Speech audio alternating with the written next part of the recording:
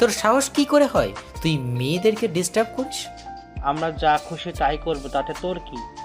এক তো অপরাধ করিস, তার উপর আবার উঁচু আওয়াজ। চোরের মায়ের লম্বা গলা, উত্তর। তুহিনকে মারার জন্য ওর কলার ধরে যেই হাত তুলেছে ঠিক সেই সময় পেছন থেকে কেউ একজন আমায় ধরে টেনে পিছনে ঘুরিয়ে নিল। আমি পেছনে ঘুরতেই ঠাস করে আমার গালে থাপ্পড় দিল, কিন্তু কে দিল সেটা এখনো বুঝতে পারিনি। আমিও মারার জন্য হাত তুলতেই দেখি সামনে তাঞ্জু দাঁড়িয়ে। তার মানে তাঞ্জু আমায় থাপ্পড় দিল। আমি রিয়ানকে ভালোবাসি, আর এইটা তোর সহ্য হচ্ছে না, তাই না? তোর সাহস হয় কি করে তুই রিয়ানকে মারার হুমকি দিস? দেখছো ভাবি, কাল ভাইয়াকে মারার হুমকি দিয়েছে, আর আজ কোনো কারণ ছাড়াই আমার মারতে আসছে। তুমি না আসলে আজ তো আমায় হাসপাতালে যেতে হতো। তানজু তুমি? তোকে ভালো মনে করেছিলাম, কিন্তু আমি তাঞ্জুকে ভালোবাসি জন্য তুই আমার মারতে চাইছিস, কিছু বলিনি। কিন্তু তুই আজ আমার ভাইকে মারতে আসছিস। আমাদের সম্পর্কটা যদি তোর পছন্দ না হয় তাহলে আমি তাঞ্জুর সাথে রিলেশন করব না। তবু প্লিজ শত্রুর মতো আচরণ করিস না। ওই তুই তোর বাংলা ছবির সস্তা ডায়লগ তোর কাছেই রাখ। তানজু তুমি কিভাবে জানলা সুমন ওকে মারতে চাইছে? সুমন কাল রাতেই রিয়ানকে ফোন দিছিল। রিয়ান একটু আগে আমার রেকর্ড শোনাইছে। তুই তাহলে পুরোটা শোনোনি? সাকিব, বাদ দে। কেন বাদ দিব? সবাই দেখছে, চল এখান থেকে। সাকিবকে এক প্রকার জোর করে টেনে নিয়ে আসলাম। সাকিবকে জোর করে নিয়ে আসার জন্য এখন আমার উপর রাগ দেখাচ্ছে। ওরা ওখানে সস্তার বাংলা ছবি করতেছিল আর তুই কিছুই বললি না? কি বলতাম? ওরা একটার পর একটা মিথ্যা বলে যাচ্ছিল আর তোর কিছুই বলার ছিল না? দোস্ত দেখ, চাইলে অনেক কিছুই বলা যেত, পিটিয়ে হাসপাতালে নিয়ে যাওয়াও যেত, কিন্তু আমার দুর্বল পয়েন্টটা তো ওদের হাতে, তাই কিছু করতে পারিনি। আর এইসব কিছু ওরা প্ল্যান করেই করছে, এটা নিশ্চিত। তাই জন্য চল ক্যান্টিনে যাই, গালে বরফ দিতে হবে। শালা, প্রতিবাদ না করে একটা মেয়ের হাতে মায়ের খেয়ে এখন যাচ্ছে গালে বরফ দিতে। আমি যাব না, তুই যা। আমি সাকিবদের দিকে তাকিয়ে মুচকি হাসলাম। ও তো একটা মেয়ে, ওর থাপ্পড় কি আর এমন? ওর থাপ্পড়ে আমি বিন্দুমাত্র ব্যথা পাইনি, কিন্তু ওর থাপ্পড় দেওয়ার কারণটা বলছিল, তাই কলিজা ব্যথা লেগেছে।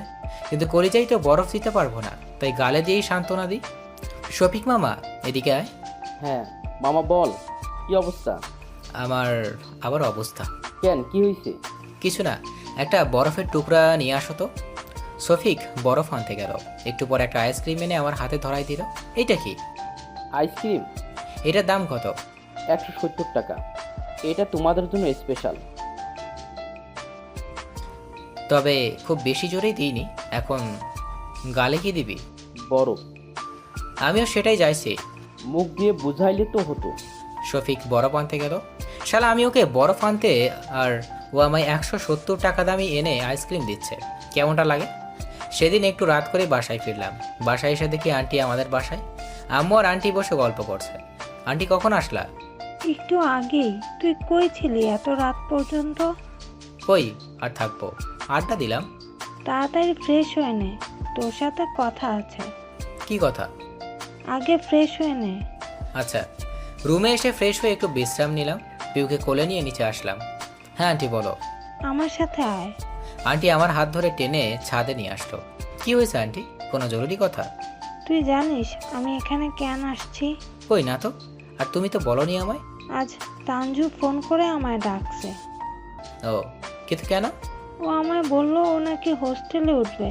আমি তো এখনো তোর আম্মুকে এই কথা বলিনি, ও শুনলে খুব রাগ করবে। কিন্তু ও হোস্টেলে উঠবে কেন?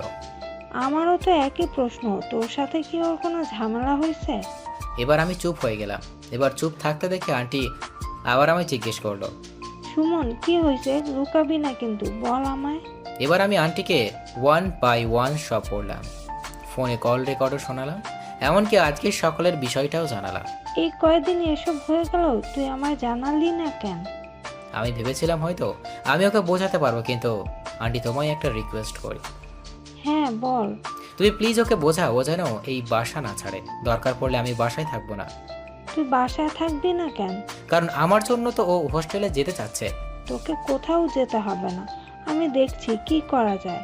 আর হ্যাঁ, তুমি ওকে বলিও না যে আমি তোমায় এইসব বলেছি। আর এইসব কিছুতে ওর বিন্দু মাত্র দোষ নেই, তাই তুমি ওকে বকা দিবে না। ওর দুর্বলতার সুযোগ নিচ্ছে ওরা। আর একটা কথা, আমি কাল 1 সপ্তাহের জন্য বান্দরবন যাচ্ছি। কাউকে বলিনি, এখনো শুধু আব্বুর সাথে কথা বলছি। বান্দরবান কেন? চোখের সামনে এইসব সহ্য হচ্ছে না তাই। আর আমি না পারছি ওকে কিছু বলতে, না পারছি রিয়ানকে কিছু করতে। আমি আরও কিছু বলতে চাপে এমন সময় আম্মু আসলো। কি রে, তোদের গল্প এখনো শেষ হয়নি? কেন, কি হয়েছে? খাওয়া করা লাগবে না, শুধু গল্প দিয়ে কি পেট ভরবে? তুই যা, আমরা আসছি। তাড়াতাড়ি আয়। আব্বু অফিস থেকে আসার সময় আমার জন্য টিকিট কেটে নিয়ে আসছে। আগামীকাল 10টায় আমার বাস। সকালে ঘুম থেকে উঠে শুধু সাকিব আর মারুফকে টেক্সট করে জানিয়ে দিলাম আমি 1 সপ্তাহের জন্য বাইরে যাচ্ছি। এরপর বাসায় আম্মু আন্টিকে বললাম, তানজুকে বলার জন্য ছাদে আসলাম। তানজু বই পড়ছে। আমি কয়েকদিনের জন্য বাইরে যাচ্ছি। আর হ্যাঁ, সব কিছুর জন্য সরি। আমি আর কখনো তোমাদের মাঝে আসবো না, কিন্তু প্লিজ তুমি হোস্টেলে যাইও না। প্রয়োজনে আমি বাইরে থাকবো, তবুও প্লিজ তুমি বাসায় থাকো। আমি কথা বলছি, তানজুর সেদিকে কোনো খেয়াল নেই। মনে হচ্ছে আমি কোনো কলা গাছের সাথে কথা বলছি। ও ওর মতো পড়েই যাচ্ছে। আমি আর কিছু না বলে চলে আসলাম, বান্দরবোর্ড চলে আসলাম। দেখতে দেখতে 3 দিন কেটে গেল। এক একটা দিন মনে হচ্ছিল এক একটা বছর। আম্মুর সাথে কথা হইতো। আন্টি আমাদের বাসাতেই আছে। তানজুর সাথে যদিও বা কথা বলার ইচ্ছে করে, কিন্তু ইচ্ছে করে থাকলেও উপায় তো নেই। তো বন্ধুরা, এতক্ষণ ধরে গল্পটি শুনেছ। গল্পটি তোমাদের কাছে কেমন লাগছে? যদি গল্পটি ভালো লেগে থাকে এবং এ ধরনের গল্প আরও শুনতে পছন্দ করো, তাহলে এক্ষুনি নিচে থাকা সাবস্ক্রাইব বাটনটি টিপে আমাদের পরিবারের একজন সদস্য হয়ে যাও এবং গল্পটি কন্টিনিউ করো। আর হ্যাঁ, একটি সুন্দর কমেন্ট করতে কিন্তু ভুলবে না। আজ 4র্থ দিন। সকালবেলা ঘুম থেকে আম্মুর ফোনে জেগে উঠলাম। হ্যালো। এখনো ঘুমাচ্ছিস? কিছু বলবা? তাড়াতাড়ি উঠে বাসায় চলে আয়। মানে কি? আমি এখানে আরো কিছুদিন থাকবো, আর এইভাবে যেতে বললে কি আর যাওয়া যায় নাকি? গাড়ি পেতে হবে না? তুই বাসে আসবি নাকি প্লেনে আসবি সেটা তোর ব্যাপার, কিন্তু সন্ধ্যার মধ্যে তোকে বাসায় দেখতে চাই। আরে বাবা, আমার কথা তো শোনো। Hello hello. চাপ বাবা, কথা শেষ না হতেই ফোন কেটে দেওয়া তারা। আন্টিকে ফোন দিলাম, উনিও একই কথাই বললো। কেউ অসুস্থ হয়ে পড়েছে নাকি সেটা যে জিজ্ঞেস করবো সেই সুযোগটাও পাচ্ছি না। আব্বুকেও একই কথা বললো। সবাই কি গলায় একই টিউন সেট করে রাখছে নাকি? এখন শুধু একজন আছে। তানজুকে ফোন দেওয়া, তানজুকে ফোন দিলাম। তানজুর ফোন বন্ধ। তানজু আবার কিছু হলো না তো? কেমন জানি বুকটা কেঁপে উঠলো। এরপর সবার ফোনে ফোন দিচ্ছি, কিন্তু কেউ রিসিভ করছে না। আজব পাবলিক, ফোন রেখে হারালো নাকি? টেনশনে আমার চোরাই উঠে গেছে। তাড়াতাড়ি করে কাপড় চোপড় গুছিয়ে নিলাম। টিকিট কাউন্টারে আসলাম, কিন্তু টিকিট পাওয়া যাচ্ছে না। অনেক কষ্ট করে কাউন্টারে ঘুষ দিয়ে একটা সিট ম্যানেজ করলাম। গাড়িতে থাকতে মারুফকে ফোন দিলাম। হ্যালো মারুফ। হ্যাঁ বল। একটু আমাদের বাসায় গিয়ে দেখবি সবাই ঠিক আছে কিনা? আমার কেন জানি খুব জরুরি বাসায় আসতে বললো। আমার সাথেও একটু আগে দেখা হয়েছিল, বাসায় যেতে বললো। কই এখন? আমি গাড়িতে উঠছি। আচ্ছা, তাড়াতাড়ি আয়। ফোন কেটে দিলাম। সন্ধ্যার পর বাসায় পৌঁছালাম। বাসায় কেন জানি সব আত্মীয় দিয়ে ভরপুর। বাসাটা খুব সুন্দর করে সাজানো।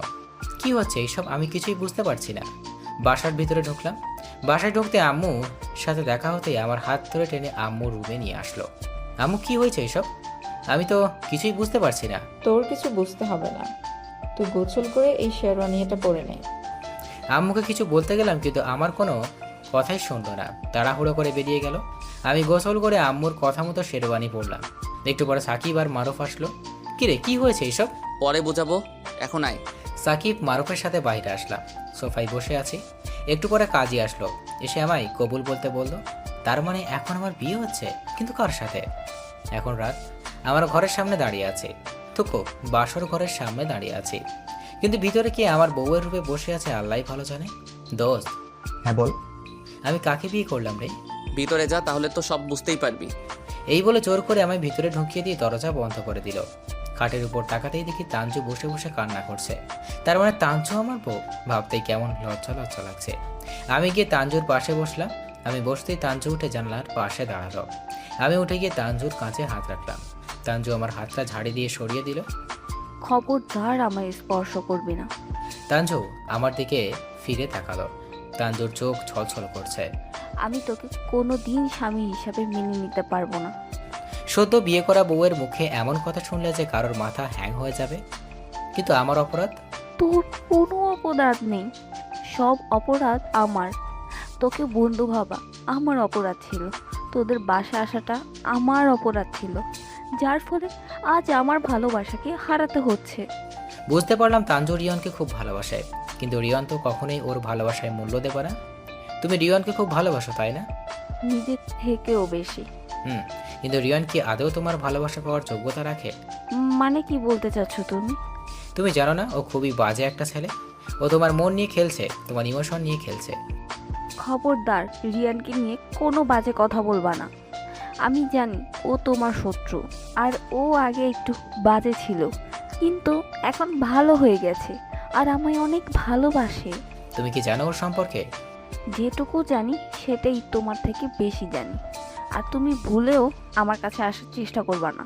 জোর করে হয়তো তুমি স্বামীর অধিকার ফলাতে পারবা, তাতে শুধুই এই দেহটা ছাড়া আর কিছুই পাবা না। আমি আর কিছু না বলে রুমের দরজা বাইরে থেকে লাগিয়ে দিয়ে বাসার বাইরে চলে আসলাম। হাঁটতে হাঁটতে কিছুটা দূরে একটা দোকান থেকে একটা সিগারেট নিলাম। এখন বাসার ছাদে দাঁড়িয়ে সিগারেট টানছি। জীবনে প্রথমবার, যদিও বা একটু একটু কষ্ট হচ্ছে সিগারেটটা খেতে, তবুও এক প্রকার জিদ করেই খাচ্ছি। সবাই বলে সিগারেট খেলে নাকি কষ্টগুলো সিগারেটের মতো ধোঁয়া হয়ে উড়ে যায়। কথাটা একেবারেই মিথ্যা। প্রতিবার সিগারেটে টানে নিখুঁতভাবে কষ্টগুলো মনে পড়ে। সিগারেটটা শেষ করে রুমে আসলাম। তাঞ্জু খাটের এক পাশে বসে আছে। আমি গিয়ে ওর পাশে বসলাম। আমায় বসতে দেখে একটু নড়ে বসলো। তুমি আমার স্বামী, মানো বা নাই মানো, কিন্তু আমাদের তো বিয়ে হয়েইছে, এটা তো সত্যি। আর এই রাতটা প্রতিটা মানুষের কাছে একটা স্বপ্নের রাত। আমি এই রাতে তোমার থেকে একটা জিনিস চাইবো, প্লিজ ফিরিয়ে দিও না। তাঞ্জু আমার দিকে অবাক হয়ে চোখে তাকিয়ে রয়েছে। ওর চোখে স্পষ্ট ভয় দেখতে পাচ্ছি। ও হয়তো ভাবছে অনেক বড় কিছু চাইবো। ভয় পেও না, খুব বেশি কিছু চাইবো না। আমায় শুধু তোমার বন্ধুর আসনটা আবার দিতে। আমি কথা দিচ্ছি তোমাদের ভালোবাসা সত্যি দিয়ে দিব। আর রিয়ান যদি তোমায় ভালোবাসে, তাহলে আমি তোমাদের এক করে দিব। কোনো দিন স্বামী হিসাবে অধিকার চাইবো না, প্লিজ। আমার এই একটা কথায় তাঞ্জুর মুখ থেকে ভয় ছড়িয়ে হাসির আভা ফুটিয়ে তুলল।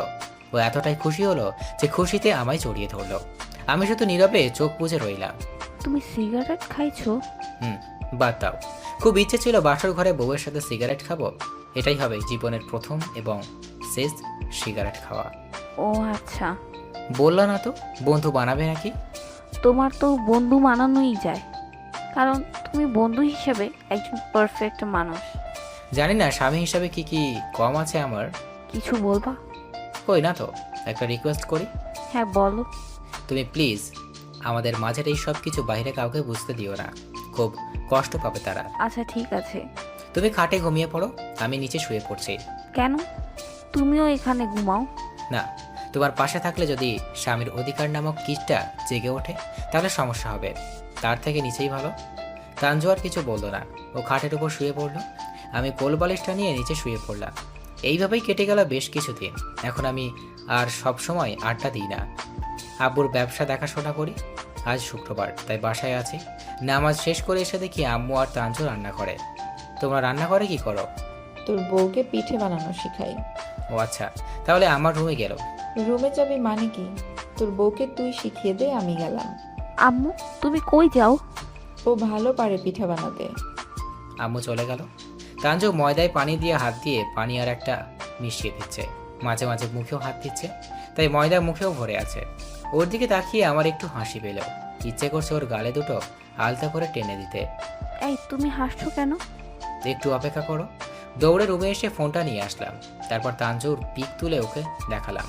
তাঞ্জু ওর পিক দেখে হাতে আটা ময়দা নিয়ে সব কিছু আমার মুখে লাগিয়ে দিল। আমার মুখ মাখিয়ে দিয়ে যুদ্ধ জয়ের হাসি দিল।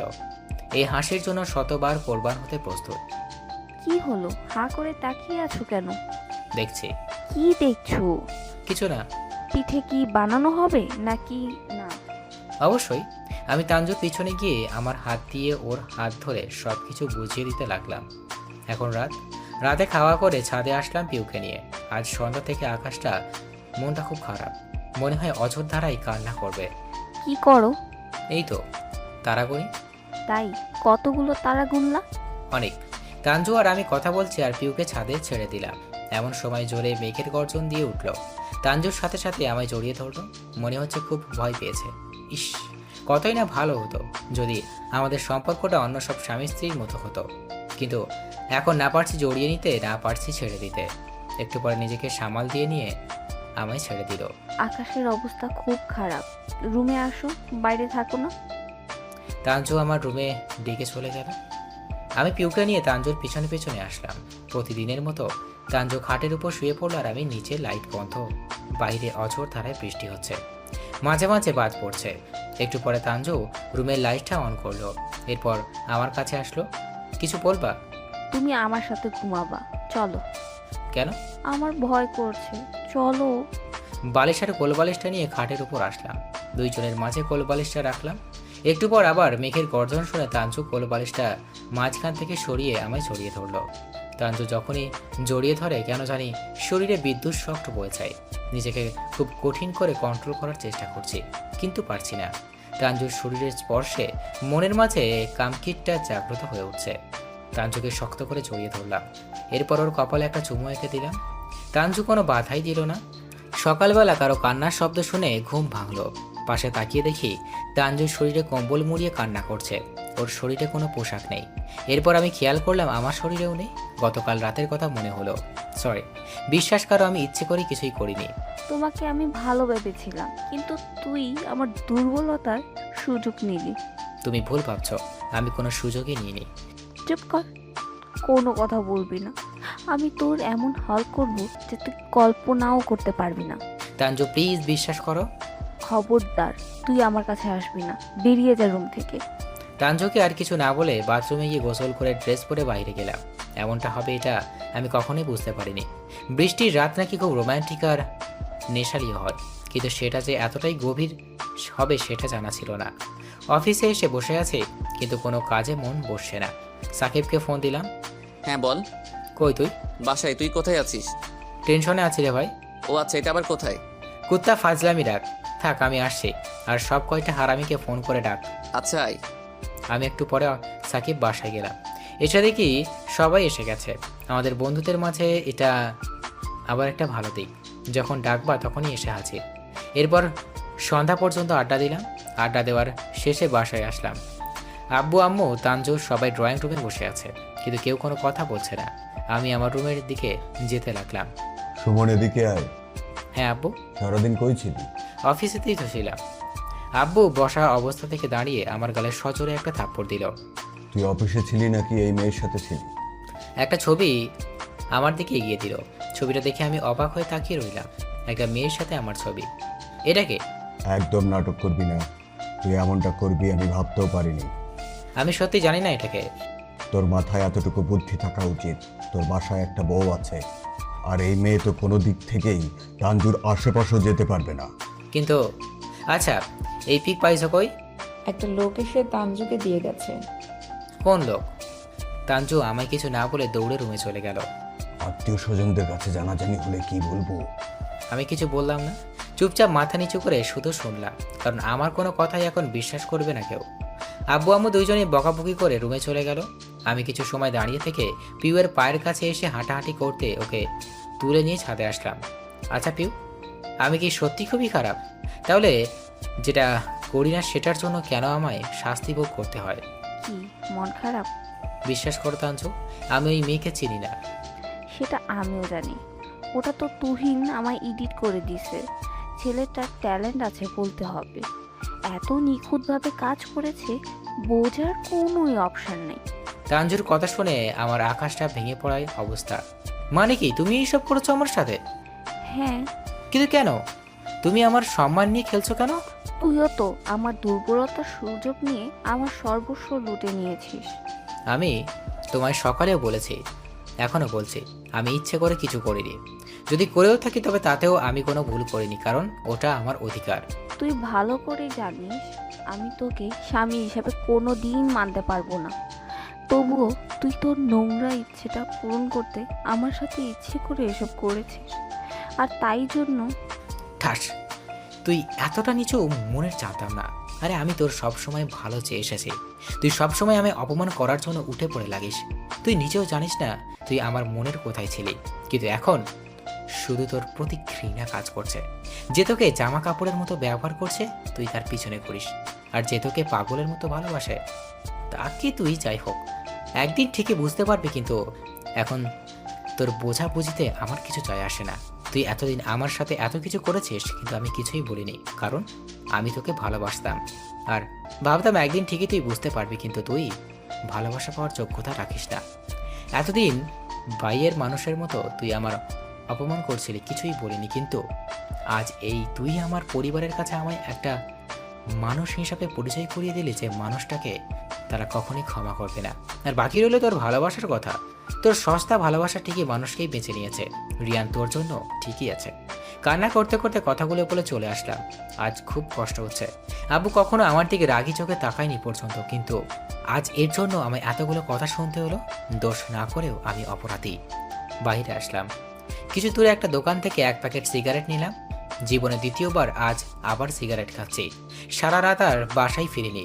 ল্যাম্পপোস্টের নিচে বসে থেকে কাটিয়ে দিলাম। যে কুত্তাকে দেখলে ভয়ে অন্য রাস্তা দিয়ে হাঁটতাম, আজ সেই কুত্তাই আমার সঙ্গী। সকালবেলা বাসায় ফিরলাম। রুমে এসে দেখি তাঞ্জু এখনো ঘুমাচ্ছে। অন্যদিন ওর দিকে তাকিয়ে থাকতে ভালো লাগতো, কিন্তু আজ কেন জানি ওকে খুব বিরক্ত লাগছে। মোবাইলটা চার্জে লাগিয়ে ওয়ালেট রেখে বাথরুমে গিয়ে গোসল করে আসলাম। সারা রাত সিগারেট ছাড়া আর কিছুই খাওয়া হয়নি, তাই ডাইনিংয়ে গেলাম। আব্বু আম্মু নাস্তা করছে। আম্মু নাস্তা দাও। আম্মু কোনো কথা না বলে শুধু প্লেটটা আমার দিকে এগিয়ে দিল। অন্যদিন হলে কথার ফুল ছুটতো, কিন্তু আজ আমার দিকে তাকাচ্ছেও না পর্যন্ত। না খেয়ে উঠে আসলাম। একটা রিক্সা নিয়ে সাকিবের বাসার ছাদে আসলাম। সাকিবকে সব বললাম। কি করবি এখন? কিছু জানি না রে ভাই, তবে যে ও এমন একটা কাজ করবে কখনো ভাবতে পারিনি। এখন সবার আগে আঙ্কেল আন্টির ভুল ভাঙাতে হবে। কিন্তু কিভাবে? সেটা তুই আমার উপরে ছেড়ে দে, আর তানজুর কি করবি সেটা বল। কি আর করার, ডিভোর্স দিয়ে দিব। তোর পরিচিত কোনো উকিল আছে না? হ্যাঁ, কিন্তু তুই কি সত্যি ওকে ডিভোর্স দিবি? একদিন কাঁদবে দেখিস, খুব কাঁদতে হবে ওকে। তুই তো ওকে বাসি না, আমি ওকে ঘৃণা করি। তুই তোর উকিলের সাথে কথা বল। আচ্ছা, তোর ফোনটা দিয়ে এখনই কথা বলছি। গোসল করে শুধু ওয়ালেটটা নিচ্ছি, ফোন তো বাসায়। ও, আমার ফোনও তো বাসায়। ওনার কার্ডটা রাখ, বাসায় গিয়ে ফোন দিস। আমি বাসায় যাব না রে, কিছুদিন বাইরে থাকবো। মানে কই থাকবি? জানি না। আমাদের ঢাকায় একটা নতুন অফিস হয়েছে, তুই ওখানে এমডি হয়ে যা, কিছুদিন কাটিয়ে আয়। আর শুরু থেকে তো ব্যবসাটা আমি সামলাচ্ছি, এবার তুইও একটু সামলা। সবাই তোকে চেনে, আমায় তো আর কেউ চেনে না। সমস্যা নেই, আর ব্যবসাটা আমাদের দুজনের। শুধু আমায় চিনলে হবে, তোকেও তো চিনতে হবে। তুই এক কাজ কর, আজকেই চলে যা। আচ্ছা, তুই শুধু আব্বু আম্মুর একটু খেয়াল রাখিস। আচ্ছা, আর তানজুর? ওর খেয়াল রাখার জন্য মানুষের অভাব হবে না। আর এই নাম্বারটা আমার সামনে বলবি না। সাকিব আর এই অনেক আগেই দুইজনে মিলে একটা ব্যবসা শুরু করেছিলাম। এতদিন সাকিব একাই সামালে আসছে। সাকিবের কথা মতো ওই দুপুরে কাউকে কিছু না বলে জানিয়ে ঢাকার উদ্দেশ্যে রওনা দিলাম। যাদের কাছে আজ আমি এতটা নিচুতে নেমে গেছি, তাদের থেকে দূরে থাকাই উত্তম। ঢাকায় আসার পর 1 সপ্তাহ হয়ে গেল, কিন্তু কাজে মনোযোগ দিতে পারছি না। তাই আজ অফিসে না গিয়ে পাশের একটা পার্কে গেলাম। সেখানে বেশ কিছু পথশিশুকে নিয়ে তাদের সাথে আমিও খাওয়া করছি। ভালোই লাগছে। অবসরে এদের সাথে সময় কাটাতেও খুব ভালো লাগে। হঠাৎ সাকিব ফোন দিল। হ্যাঁ সাকিব বল। কি করিস? এই তো একটু বাইরে আসছি। তুই কি বিজি? না, বল কি বলবি। আজ তানজু আমাদের বাসায় আসছিল তোর খোঁজ আনতে। শোন, তোকে বলছি না ওর কথা আমার সামনে বলবি না, আমি শুনতে চাই না। আরে বাবা শোন তো। আচ্ছা বল। ও আমায় এসে বললো তুই কোথায়, তখন আমি বললাম আমি জানি না। ও আমায় অনেক রিকোয়েস্ট করলো বলার জন্য। তুই কি বলে দিয়েছিস নাকি? না। তাহলে তো হলোই, এখন রাখ। শোন না রে ভাই। আরও কি? আমি বললাম তুমি কোথায় যাও, তখন ও বললো রিয়ানের সাথে দেখা করতে। এরপর আমার সাথে আর কোনো কথা না বলে চলে গেল। চলে তো গেছে, তাহলে আর কি? এরপর আমি ওর পিছনে পিছনে গেলাম। কেন? তুই মানুষের সিক্রেট সময় ফলো করিস। আর ভাই, রোমান্টিক কাপড় ওদের কতই কথা থাকতে পারে। তোকে একটা ভিডিও পাঠাচ্ছি, দেখ। আচ্ছা দে, পরে দেখবো। পরে না, এখনই দেখবি। আচ্ছা, ফোন কেটে দিলাম। একটু পর একটা ভিডিও ক্লিপ আসলো। বাচ্চাদের সাথে বিদায় নিয়ে বাসায় চলে আসলাম। বাসায় এসে ভিডিওটা প্লে করলাম। ভিডিওতে তানজুর পিছনের দিকে দেখা যাচ্ছে, আর রিয়ন তানজুর সামনে দাঁড়িয়ে আছে। তুমি এই সময় আমায় কিছু না জানিয়ে আসলা? চল, আজ বিয়ে করব। কি বলছো? তোমার মাথা ঠিক আছে? হ্যাঁ চলো। হাসছো কেন? এমনি কিছুদিন যাক, এরপর বিয়ে করব। কেমন? তুমি হাসছো কেন? আমি কতটা বোকা। কেন? তোমার মিথ্যে ভালোবাসার পেছনে ছুটছি। মানে? এই রেকর্ডটা শুন। রিয়ন কোনো কথা বলছে না। আমি জানি তুমি কোনোদিন আমার বিয়ে করবে না, কারণ তুমি তো সুমনের ওপর প্রতিশোধ নেওয়ার জন্য আমার সাথে ভালোবাসার অভিনয় করছো। আর তুমি সেদিন আমায় পুরোটা শোনাওনি। তুমি বারবার আমার চোখে সুমনকে খারাপ বানানোর চেষ্টা করছো। আর আমিও তোমার মিথ্যে ভালোবাসার জন্য পাগল ছিলাম, তাই সত্যিটাকে বারবার ফিরিয়ে দিয়েছি, আর বারবার সুমনকে অপমান করে তাড়িয়ে দিয়েছি। শোনো, তুমি ভুল বুঝছো। তানজুকে স্পর্শ করার সাথে সাথেই তানজু রিয়নকে থাপ্পড় দিল। তুই আমার পবিত্র ভালোবাসা নিয়ে মজা করছিস? তুই ভুলেও আমার কাছে আসবি না। তুমি আমায় বোঝানোর সুযোগ দাও। তোকে সুযোগ দেব? তোর জন্য আমি সত্যি ভালোবাসাকে প্রায় হারিয়েছি। ওর সাথে আমি অন্যায় করেছি শুধু তোর জন্য। আমি ওকে ওর পরিবারের কাছে আজ একটা বাজে ছেলে হিসাবে পরিচিত দিয়েছি। তোর জন্য ও আমার থেকে এতটা দূরে। আমি শুধু চকচক করা দেখেই সোনা বেছে নিয়েছিলাম। এটা আমার জীবনের সব থেকে বড় ভুল। আর কোনো দিন আমার সাথে কোনো প্রকারের যোগাযোগ করার চেষ্টাও করবি না। তানজু চলে আসছে। রিয়নকেও দেখলাম তানজুর পিছনে পিছনে আসতে। সেই সময় ভিডিও শেষ হয়ে গেল। ফোনটা রেখে বাথরুমে গিয়ে মুখে পানি দিয়ে আসলাম। আমিও বলছিলাম না একদিন ঠিকই বুঝতে পারবে আমার ভালোবাসা। সেই দিন হয়তো আমায় আর কাছে পাবে না। ইচ্ছে হবে জড়িয়ে ধরে একটা বার ভালোবাসি বলতে, কিন্তু সেই সুযোগটা কখনোই পাবে না। হাজার কান্না করলেও সেটা আর সম্ভব নয়। তানজুর প্রতি এখন শুধু ঘৃণাটাই কাজ করে। কেউ একজন বলেছিল, যদি তোমার সব থেকে ভালোবাসার মানুষ একবার ঘৃণা কাজ করা শুরু হয়, তাহলে হাজার চেষ্টা করলেও তার প্রতি খুব সহজে ভালোবাসা আসে না, বারবার ওই ঘৃণাটাই আসে। বাথরুম থেকে এসে শুয়ে পড়লাম। সাকিব আবার ফোন দিল। হ্যাঁ বল। ভিডিওটা দেখলি? না, কেন? আমি কারো পার্সোনাল সময়ের ভিডিও দেখতে চাই না। আর তোকে যে ডিভোর্স পেপার পাঠাতে বলেছিলাম, পাঠিয়েছিস? না, তুই আগে ভিডিওটা তো দেখ। পারবো না। আর তুই যদি একবারও ওর কথা বা ওই ভিডিও কথা বলিস, তাহলে কিন্তু আমি সত্যিই সবার থেকে হারিয়ে যাব। সাকিব আর কিছু বললো না, শুধু চুপচাপ থাকলো। আর হ্যাঁ, আমার কথা যদি কেউ জানতে চাই বলবি, জানিস না, ঠিক আছে? হুম। ফোন কেটে দিলাম। মানুষের মনে একবার যে জিনিসের উপর থেকে ইন্টারেস্ট হারিয়ে ফেলে, সেটা শত চেষ্টা করলেও আর ট্রাই করা যায় না। আর যে দুঃখ মনের গহীনে গেঁথে যায়, সেই দুঃখ আর দেওয়া মানুষ দুটোকে কখনো ভোলা সম্ভব নয়। আমি সব কিছু ভুলে থাকার জন্য নিজেকেও আরও বেশি ব্যস্ত রাখার চেষ্টা করছি, কারণ একমাত্র ব্যস্ততাই পারে সকল কিছু ভুলিয়ে দিতে। সেই জন্য তো মানুষের সকল কষ্ট রাতেই ভেসে ওঠে। নিজের কাজের মধ্যে এতটাই ব্যস্ত হয়ে পড়লাম যে খুব বেশি প্রয়োজন ছাড়া সাকিবের সাথে কথাও হয় না। মাঝে মাঝে সাকিবকে ফোন দিয়ে বাসার খবর নিই, কিন্তু যখন তানজুর টপিক নিয়ে আসে তখনই কোনো না কোনো কাজের বাহানা দিয়ে কেটে দিতাম। কেন জানি না, ওর কথা শুনতে ইচ্ছে করে না। তবে এর মাঝে সাকিব ঢাকায় আসছে। এখন থেকে ওকে ঢাকায় থাকবে। তবে ও নাকি আসার আগে আমার লোকেশন বলে দিচ্ছে সবাই। কথাটা শুনে সাকিবের উপর প্রচুর রাগ উঠেছিল। সাকিব আর আমি বসে গল্প করছি। তোর জন্য একটা নিউজ আছে। গুড নিউজ নাকি ব্যাড নিউজ সেটা বলতে পারবো না। কি নিউজ? তানজু প্রেগনেন্ট। কি? সত্যি? এটা তো সুসংবাদ। আমার যে কি আনন্দ লাগছে নিউজটা শুনে, বলে বোঝাতে পারবো না। দোস্ত চল একবার বাসায় গিয়ে দেখে আসি। এত আত্মহারা হওয়ার দরকার নেই। তুই কি শিওর যে এই বাচ্চার বাবা তুই? মানে কি বলতে চাচ্ছিস তুই? ও যে রিয়নের সাথে মেলামেশা করেনি সেটা গ্যারান্টি কি তুই দিতে পারবি? কারণ ও রিয়নের উপর খুবই দুর্বল ছিল, আর সেই সময় রিয়নের সাথেও যোগাযোগ ছিল। ওর তো যোগাযোগ বন্ধ হলো কিছুদিন আগে। তানজু এমন মেয়ে না রে, ও এমন এটা করতেই পারবে না। এখন সেটা বরাবরই তোর ভাবনার উপর ডিফেন্স করছে। আচ্ছা থাক, আমি রুমে গেলাম।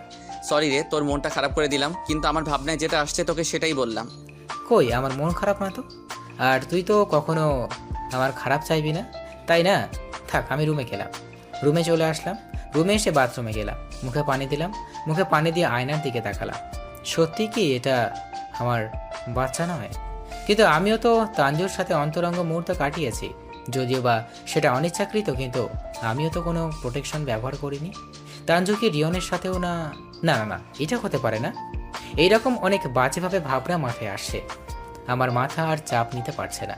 কেন জানি না চারিদিকটা ঘুরতে শুরু করলো। ঠিকভাবে দাঁড়াতেও পারছি না। এরপর জোরে সাকিব বলে চিৎকার করলাম।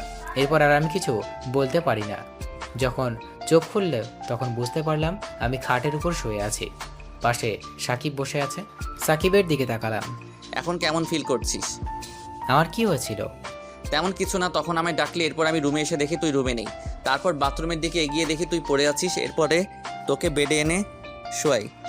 ও, একটু আগে ডাক্তার আসছিল, বলল মাথায় অতিরিক্ত চাপের কারণে এমনটা হয়েছে। কি নিয়ে এতটা চিন্তা করছিস? তানজুকে নিয়ে? না, বাদ দে তো। আচ্ছা তুই রেস্ট নে, আমি একটু বাইরে যাচ্ছি। আচ্ছা, আমার পুরোপুরি সুস্থ হতে প্রায় 10 দিন সময় লাগবে। সুস্থ হওয়ার পর একদিন হঠাৎ বাসায় যাওয়ার ইচ্ছে হলো।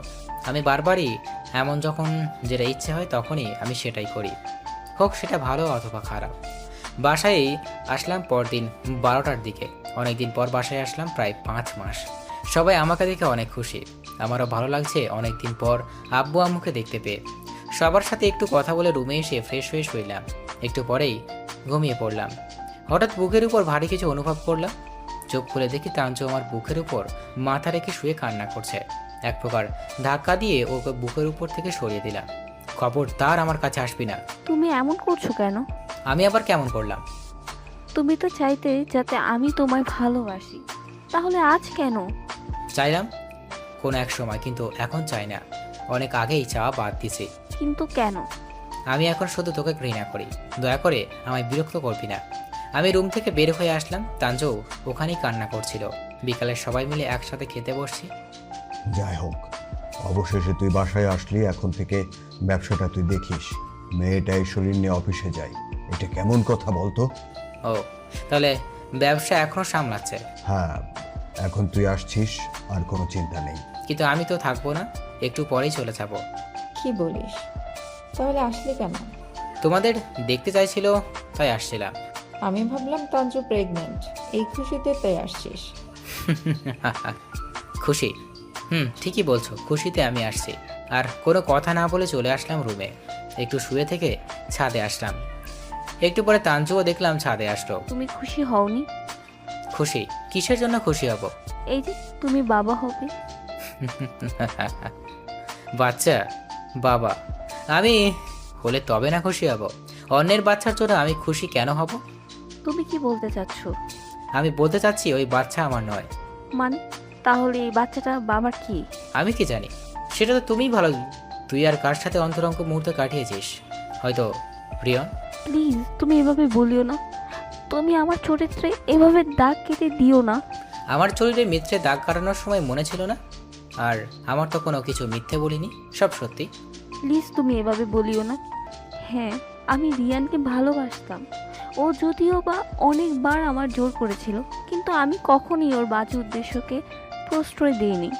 মেয়েরা নিজের প্রেম টিকাতে সব কিছুই করতে পারে, তুই যে করিসনি সেটা কি আমি বিশ্বাস করি?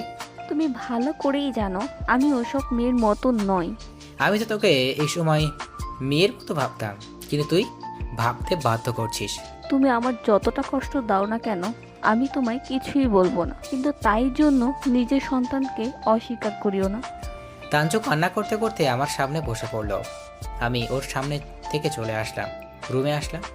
একটু বসে থেকে আম্মুর রুমে যাবে এমন সময় আবার তাঞ্জু এসে আমার সামনে দাঁড়ালো। কই যাচ্ছ? আম্মুর রুমে যাব, এরপর চলে গেলাম। না গেলে হয় না? না, কারণ তোর মতো মেয়ের সাথে এক ছাদের নিচে থাকা সম্ভব নয়। তাঞ্জু আর কিছু বললো না। আমি আম্মুর রুমে আসলাম। আম্মু আসবো? আম্মু আমি চলে যাচ্ছি। যা তবে, আর এই বাড়িতে আসিস না। মানে কেন? যে ছেলে নিজের সন্তানকে অস্বীকার করে, নিজের স্ত্রীকে বাজারের মেয়ের সাথে তুলনা করে, সে আমার ছেলে হতে পারে না। কারণ আমি আমার ছেলেকে এমন শিক্ষা দেইনি। আম্মু তুমি জানো না ও? আমি কিছু জানতে চাই না। তোর মানসিকতা যে এতটা নিচু সেটা আমি কোনোদিন কল্পনাও করিনি। যেদিন তুই নিজের মানসিকতা পরিবর্তন করতে পারবি সেদিন আসিস, এর আগে না। আম্মু আমার কথাটা তো শোনো। আমি কোনো কথা শুনতে চাই না, তুই চলে যা। আর একটা কথা মনে রাখবি, তাঞ্জুকে আমি কখনো ছেলের বউ মনে করিনি, নিজের মেয়ে মনে করছি। আর আমার মেয়েকে অপমান করা মানে আমাকে অপমান করা। সো যে আনায় অপমান করে আমার বাসায়, তার জন্য বিন্দু পরিমাণ জায়গা নেই। তুই আমার চোখের সামনে থেকে চলে যা। আমি আর কিছু না বলে আম্মুর রুম থেকে চলে আসলাম গেটের কাছে। তাঞ্জু পিছন থেকে হাত টেনে ধরলো। প্লিজ তুমি যেও না, প্লিজ। তাঞ্জু ওর হাত ছেড়ে দেন। আমি যার সাথে তোর বিয়ে দিয়েছিলাম সে ছিল একজন ভালো এবং আদর্শ মানুষ, কোনো অমানুষ নয়। যেদিন মানুষ হয়ে ফিরে আসবে সেদিন আর ওকে আটকাতে হবে না, নিজেই চলে আসবে। এরপরে তাঞ্জু আমার হাত ছাড়লো না, তবে এর আর কিছু বলছে না, শুধু নীরবের দৃষ্টিতে আমার দিকে তাকিয়ে আছে। ওর নীরব দৃষ্টিতেও যেন আমার বলছে প্লিজ যেও না। আমি আবার হাতটা ওর থেকে ছাড়িয়ে নিয়ে বের হয়ে আসলাম। আজ ওর জন্য আম্মুর কাছে আমায় এত বাজে বাজে কথা শুনতে হলো, যে আমার আম্মু এতটা ভালোবাসে যে আমাকে আজ আম্মু অমানুষ বলল। রাগ আর ঘৃণা দুটোই তাঞ্জুর উপর বাড়তে লাগলো।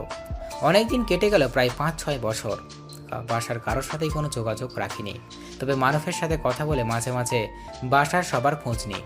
মারুফের কাছে শুনতে পাই তানজুর একটা মেয়ে বাচ্চা হয়েছে।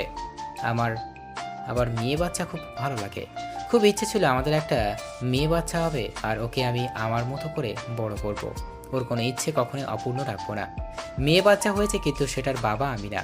ভাবতে কেমন জানি বুকটা কেঁপে ওঠে। তবে আমার মতো কোনো দোষ নেই। আমি তো ঠিকই ওকে ভালোবেসেছিলাম। ও কোনো আমার সাথে এমনটা করলো। আমি শুধুমাত্র ওর জন্য আমি আমার পরিবারের থেকে এতটা দূরে। তানজুর প্রতি ঘৃণা আর রাগ এতটাই বেড়ে গেল যে ওর নামটাও শোনার ইচ্ছে করে না। ওর নাম শুনলেও রাগ ওঠে। অনেকদিন ধরেই ওদের সবাইকে ভোলার নাম করে বসে আছি। একদিন দুপুরে বসে আছি অফিসে, হঠাৎ সাকিব আসলো। কিছুদিন আগে অবশ্য আমরা আলাদাভাবে ব্যবসা শুরু করি। দুইজনেই এখন আমরা টপ বিজনেসম্যান। কি অবস্থা রে, কেমন আছিস? এই তো ভালো। তোর কি অবস্থা? চলে। কি মনে করে এই অবাকার দরবারে? উদ্দেশ্য তো একটা আছে। জানাব, আপনি আপনার উদ্দেশ্য পেশ করুন। তার আগে বল, দুপুরে খাওয়া করছিস? না। কেন? চল বাইরে কোথাও থেকে খেয়ে আসি। সাকিব আর আমি বাইরে একটা রেস্টুরেন্টে আসলাম খাবার অর্ডার দেওয়ার পর। এখন বল কি উদ্দেশ্য? মারুফ, রাকিব, আমি আর তুই মিলে একটা বড় অংশ দিয়ে একটা বিজনেস শুরু করতে চাচ্ছি। 5 স্টার বিজনেস প্ল্যান। ও 5 স্টার? তাহলে আর একজন কই? আমরা তো 4 জন হলাম। হাবিব কই? হাবিব একাই যেটা করেছে সেটাই করবে। তবে আর একজনের নাম বললো মারুফ, কও যেন নামটা। ও হ্যাঁ, রুহি গ্রুপ অফ ইন্ডাস্ট্রি। এটা আবার কে রে? জানি না, নতুন হয়তো। ও আচ্ছা। তবে সবাই কি 20% করে দিবি? না, ওরা 3 গ্রুপ 50% দিবে। মারুফ রাকিব 15% করে 30% দিবে। আর রুহি গ্রুপ অফ ইন্ডাস্ট্রি 20% দিবে। এখন তুই কত পার্সেন্ট দিবি? আচ্ছা, এই কোম্পানির প্রধানকে? যে সব থেকে বেশি পার্সেন্ট থাকবে। ও তাহলে আমি 30% দিই আর তুই 20 দে। আমিও সেটাই বলতে চাচ্ছিলাম। ওদের সবার সাথে কথা বলো। মারুফ কথা বলছে। ও তাহলে আমি তোকে বিকেলে সব বিজনেস প্ল্যান দেখাই। আর কাল একটা মিটিং আছে, সেটা হওয়ার পর অ্যামাউন্ট দিস। আমি ওসব কিছু দেখাবো না। আমি এখন যাবো না। তুই শুধু কিছু কর, আমি পরে কাজ শেষ হলে যাব। এখন কি বলিস? তুই চেয়ারম্যানের চেয়ারে থাকবি? তুই সবার সাথে কথা বলবি না? তুই বলা মানেই আমি বলা। আর একটা কথা, একটা কাজে পরশুদিন দেশের বাইরে যাব 3 মাসের জন্য। তুই সব কিছু করিস। সাকিবের সাথে কথা বলে চলে আসলাম। দেশের বাইরের কাজে যাব এটা ভুল। কাজের থেকে ঘোরার উদ্দেশ্য সেটা বেশি গুরুত্বপূর্ণ। এরপর আমি বিদেশে চলে যাই। এর মধ্যে সাকিবের সাথে একবার কথা হয়েছে। সাকিব নাকি 10% শেয়ার দিবে, তাই সাকিবের ওখানে 5% আমার দেওয়ার জন্য বলো। এখন আমার মোট 35% হলো। দেশে ফিরে আমার অফিসের সব কিছু ঠিকভাবে ম্যানেজারের থেকে গুছিয়ে নিতে হবে। অনেকটা সময় লেগে গেল। এর মাঝে একদিন সাকিব নতুন অফিস উত্তোলনের জন্য আমায় যেতে বলল। আমি সেটাতেও সাকিবকে পাঠিয়ে দিলাম, কারণ আমি এইসব ফর্মালিটিস একদম পছন্দ নয়। এরপর কয়েকদিন পর তুই কি শুরু করছিস বলতো? আমি আবার কি করলাম? তুই একবার অফিসে আসলি না? তুই তো আছিস। আরে ভাই, আমার নিজেরও তো একটা অফিস আছে, আমায় তো সেটাতেও সময় দিতে হয়। আরও তো 3 জন আছে। ওরা কি করে? সবাই সবার দায়িত্ব ঠিকই পালন করে, শুধু তুই ছাড়া। জানিসই তো আমি একটু এমন কেয়ারলেস। মামা, এসব ফাঁকিবাজি কথা বলে পার পাওয়া যাবে না। কাল একটা কন্ট্রাক্ট সাইন হবে। এর আগে আমাদের নিজেদের মাঝে একটা মিটিং আছে, সেটাতে থাকতে হবে। থাকতেই হবে কি? হুম। আচ্ছা ঠিক আছে। পরের দিন অফিসে গেলাম। সবাই আসছে। অফিসটা ঢাকাতে, যদিও সবার এলাকার। অফিসের সামনে এসে সাকিবকে ফোন দিলাম। তুই কই? তুই কই? আমি তো অফিসে, সবাই আসছে, তুই নাই। বলছিলাম না আসবো? আমিও আসছি, অফিসের সামনে আছি। 7ম ফ্লোরে আয়, এরপর আমায় পাবি। আচ্ছা। 7ম ফ্লোরে আসলাম। এরপর সাকিবের সাথে কনফারেন্স রুমে আসলাম। সবাই বসে আছে। আমায় দেখে দাঁড়ালো। আমি চেয়ারম্যানের চেয়ারে বসলাম। রাকিব, মারুফের দিকে তাকিয়ে হাসছি আমি। ওরা রাগী চোখে আমায় পুড়িয়ে দিচ্ছে। শালা কখনো ভালো হবি না, তাই না? কিছুই করার নেই, সব উপর থেকে ফিক্সড। ও রুহি গ্রুপ অফ ইন্ডাস্ট্রিজের চেয়ারম্যান, আমাদের বিজনেস পার্টনার। সাকিবের কথা শুনে আমি এদিকে তাকালাম। তাকাতেই আমি বসা অবস্থা থেকে উঠে দাঁড়ালাম। এটা তো তানজু। এরা সবাই আমার থেকে এই বিষয়টা হাইড করলো। আমি উঠে বাইরে চলে আসলাম। সাকিবও আমার পিছন পিছন আসলো। রাগ করিস না দোস্ত। তুই আমার সাথে এমনটা করবি এটা আমি কল্পনাও করিনি। বিশ্বাস কর, আমি নিজেও জানতাম না, আমি কিছুদিন আগে জানলাম। তোরা আমার থেকে এটা হাইড করো, ভালো করিসনি। এসব নিয়ে পরে কথা বলবো, কিন্তু প্লিজ তুই এখন এভাবে চলে যাস না। সাকিব আমার অনেক রিকোয়েস্ট করলো, তাই জন্য আমি আবার আসলাম। এরপর মিটিংয়ে কি বললো আমি কিছুই কান দিইনি। রাগে আমার রক্তটা টকবক করে পড়ছে। তানজুর দিকে খেয়াল করে দেখলাম ও আমার দিকে তাকিয়ে আছে। এটা আমারও আরও বিরক্ত লাগছে। দোস্ত, আমার ভালো লাগছে না, আমি বাইরে আছি। সাকিব কিছু বলার আগেই আমি চলে আসলাম। বেশি কিছু সময় পর সবাই মিটিং শেষ করে বের হলো। কি হলো মিটিংয়ে? কি আর হবে, সবাই আড্ডা দিল। মানে? অফিসে রেগুলার আসবি। সপ্তাহে 3 দিন। আর শুন, ওকে শেয়ার থেকে বাতে সম্ভব নয় রে, কারণ বেশিরভাগ প্ল্যান ওর করা। চল তোকে তোর কেবিন দেখিয়ে দেই। সাকিবকে আর কিছু বলবো না, কিন্তু ও আমার কথা না শুনেই হাঁটতে শুরু করলো। ওই দিন অফিস থেকে আসছি, এরপর 3 দিনে ওই কয়েকদিন হয়নি। সকালবেলা সাকিবকে ফোন দিয়ে অফিসে যেতে বললো। ওরা কি আর যেতে পারবে না। সকালে নাস্তা করে অফিসের উদ্দেশ্যে রওনা দিলাম। আমরা কেবিনে ঢুকতেই দেখি একটা বাচ্চা আমার রুমে সব কিছু এলোমেলো করে দিচ্ছে। রুমের অবস্থা থেকে মেজাজটা 360 ডিগ্রি উত্তপ্ত হলো। এই পিচ্চিটা আমার দিকে তাকিয়ে একটা হাসি দিয়ে, যে হাসিটা আমার বুকে এসে বিঁধল। আর আগে থেকেই আমার বাচ্চাদের প্রতি একটা দুর্বলতা কাজ করে। আর যাই করি না কেন, বাচ্চাদের উপর কখনো রাখতে পারি না। তবে কোনো বাচ্চার উপর রেগে যাওয়ার পর তাকে ভয় না পেয়ে হাসতে এই প্রথম দেখলাম। বাচ্চার কাছে এসে কোলে তুলে নিলাম। বাচ্চাটা এতটাই কিউট যে কোলে না নিয়ে থাকতেই পারলাম না। তাহলে তুমি সেই বদমেজাজি স্যার? আমি অবাক হয়ে ওর দিকে তাকিয়ে রইলাম। কণ্ঠটা তো মাশাআল্লাহ, কিন্তু আমার আবার কে বদমেজাজি বলে পরিচয় করিয়ে দিল? আমি বদমেজাজি তোমায় কে বললো? আমার আম্মু বলেছে। তাই? কে তোমার আম্মু? বাচ্চাটা কিছু বলার আগেই তানচু। আসবো? হ্যাঁ। Sorry sir. রুহি, তোমায় কতবার বলছি এই রুমে আসবা না। যেটা করতে নিষেধ করি সেটাই তুমি বারবার করো। চলো, তোমার দাদু আসছে, বাসায় যাবে। তানজু আমার কোল থেকে বাচ্চাটাকে নিয়ে চলে গেল। তার মানে এটা রুহির বাচ্চা। আর দাদু আসছে মানে আব্বু অফিসে আসছে। বাইরে দৌড়ে আসলাম। বাচ্চাটা দৌড়ে আব্বুর কাছে গেল। কত মধুর সম্পর্ক তাদের মাঝে। বাচ্চাটা গিয়ে আব্বুর কপালে চুমু দিচ্ছে। আমি দাঁড়িয়ে থেকে শুধু দেখতে লাগলাম। ছোটবেলায় আব্বুর কপালে চুমু দেওয়ার একটা ছবি আমার কাছে। আজ সেই ছবিটার কথা খুব মনে পড়ছে। কতই না সুন্দর ছিল সেই দিনগুলো। হঠাৎ আব্বুর সাথে আমার চোখাচোখি হতেই আব্বু রুহিকে কোলে তুলে নিয়ে যেতে লাগলো। আমি আব্বুকে ডাকলাম, কিন্তু আব্বু শুনেও না শোনার ভান ধরে চলে গেল।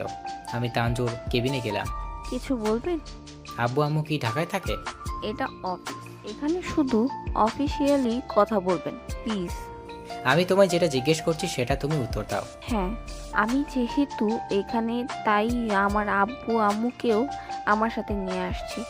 আমি তো অন্য সব সন্তানের মতো না যে নিজের মা বাবাকে রেখে বছরের পর বছর কাটিয়ে দিব। ঠিকানাটা একটু দেবে প্লিজ? সরি, আমার বাসার ঠিকানা আমি আপনাকে দিব না।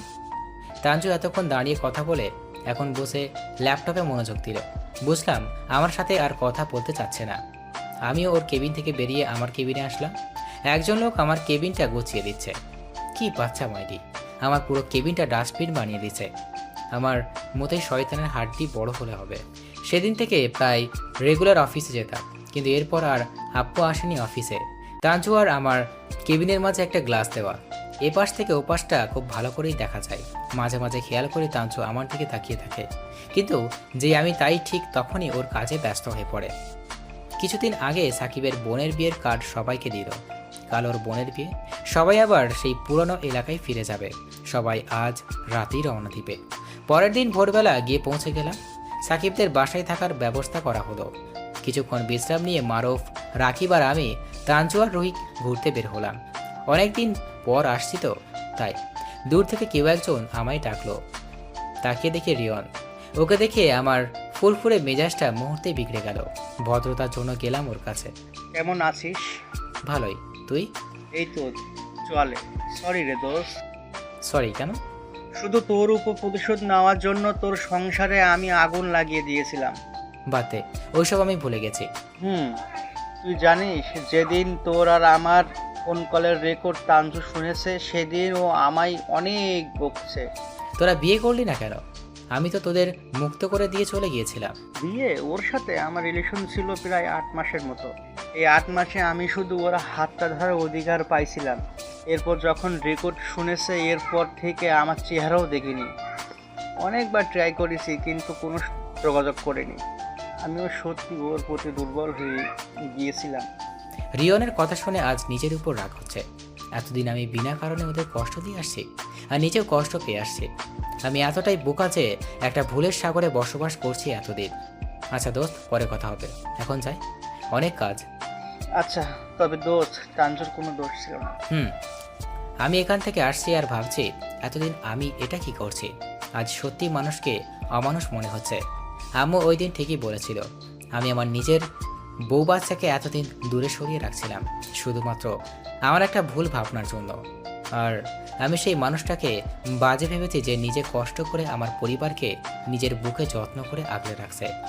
এসে দেখি ওরা আমার জন্য অপেক্ষা না করে চলে গেছে। আমি আর সামনের দিকে না গিয়ে সাকিবের বাসার ছাদে আসলাম। ছাদটা সুন্দর করে সাজানো, বিয়ে বাড়ি তো তাই। এরপর সারাদিন কারো সাথে কোনো কথা বা তেমন দেখা হয়নি। তবে তানজুর সাথে 2-3 বার দেখা হলেও কথা বলতে পারিনি, কারণ কথা বলার কোনো উপায় ছিল না। প্রায় রাত 12টা, ঘুম আসছে না। বারবার আমার বোকামির কথা মনে হচ্ছে। নিজের আজ অনেক বড় অপরাধী মনে হচ্ছে। শুয়ে থাকা থেকে উঠে ছাদে আসলাম। নির্জন রাতে একাকী আকাশের নিচে ভালোই লাগে। ছাদে দাঁড়িয়ে আকাশের দিকে তাকিয়ে আছি। হঠাৎ কারো পায়ের শব্দ শুনতে পেলাম। তাকিয়ে দেখি তানজু। তানজু আমায় দেখে চলে যেতে লাগলো। তানজু, কিছু বলবেন? রুহি ঘুমিয়ে পড়েছে। হুম। নিজেকে কেন জানি আর না আটকে রাখতে পারলাম না। এক প্রকার দৌড়ে গিয়ে তানজুকে জড়িয়ে ধরলাম। তানজু কিছু সময় চুপ থাকলো। এরপর কি যেন ভেবে নিজেকে ছাড়িয়ে নেওয়ার চেষ্টা করলো। কি করছেন? ছাড়ুন। তানজু, আমায় ক্ষমা করে দিও প্লিজ। আপনি কেন ক্ষমা চাইছেন? আপনি তো কোনো দোষ করেননি। আমি তোমার সাথে অনেক বড় অন্যায় করেছি, প্লিজ আমায় ক্ষমা করে দাও। তানজু আমায় ধাক্কা দিয়ে সরিয়ে দিল। আমি দেখলাম তানজু চোখটা মুছলো। দেখুন, আপনি একজন ভালো মানুষ। একটা বাজারের নোংরা মেয়ের থেকে ক্ষমা চাচ্ছেন কেন? কেউ দেখে নিলে আপনার সম্মান মাটিতে মিশে যাবে। তুমি প্লিজ। তানজু আমার কথা না শুনেই চোখ মুছতে মুছতে চলে গেল। আমি পেছন থেকে তানজুকে অনেকবার ডাক দিলাম, কিন্তু পেছনে তাকালো না। পরের দিন সকালে খাওয়া করে বাসায় ঢাকার উদ্দেশ্যে রওনা দিলাম। এর মাঝে তানজুর সাথে কথা হয়নি, তবে তানজুকে ফলো করতে করতে ওর বাসার ঠিকানাটা জেনে গেলাম। পাশের একটা শিশু নিকেতনে রুহি পড়াশোনা করে। 2 দিন ব্যস্ততার জন্য অফিসে যেতে পারিনি। তবে আজ তানজুর জন্মদিন, আজ তো যেতেই হবে। সেই আগের মতো করেই সবাই মিলে প্ল্যান করলাম। তানজুকে সারপ্রাইজ দিলাম। তানজু খুব খুশি হয়েছে। ওকে আজ মন খুলে হাসতে দেখলাম। খুব ভালো লাগছে আমারও ওকে হাসতে পেরে। তবে ওর মাঝে আমি ছিলাম না। যদিও সব কিছু আমি করছি, কিন্তু আমি দূরে ছিলাম। আমায় দেখতে পেয়ে হয়তো ও এমনভাবে মনে থাকতে হয়তো হাসতো না, এতটা খুশি হতো না। সেদিন আমি একটু পরেই চলে আসছি। পরের দিন অফিসে আসছি, কেবিনে বসে আছি। একটু পরে তানজু নক করলো। আসবো? হ্যাঁ আসো। এই ফাইলটা একটু চেক করবেন প্লিজ? আচ্ছা দাও, আমি ফাইলটা চেক করছি। ধন্যবাদ। ধন্যবাদ কেন?